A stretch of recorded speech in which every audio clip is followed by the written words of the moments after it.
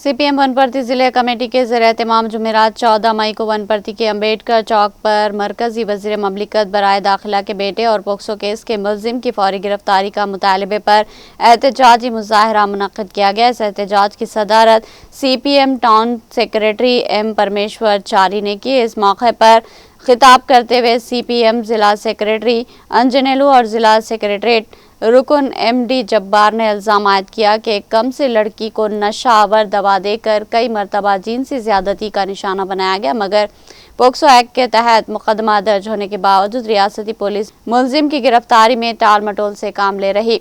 उन्होंने कहा कि मुकदमा दर्ज हुए 6 दिन गुजर जाने के बावजूद मुल्जिम को गिरफ्तार न करना हुकूमत और पुलिस के रवैये पर संगीन सवालात खड़े करता है।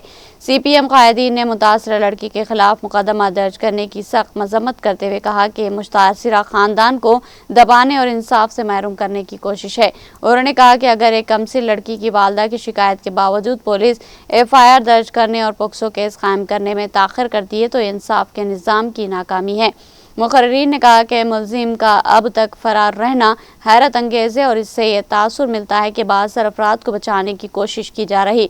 उन्होंने मुतासरा लड़की पर हनी ट्रैप जैसे इल्ज़ामात लगाने और मामले को पैसे से जोड़ने को ख़वातीन की तौहीन और BJP कायदीन की घटिया ज़हीनियत करार दिया। CPM रहनुमाओं ने मरकजी वज़ीर ममलिकत बराए दाखिला पर इख्तियारात के नाजायज़ इस्तेमाल का इल्ज़ाम आयद करते हुए उन्हें मरकजी काबीना से फौरी बरतरफ करने का भी मुतालबा किया।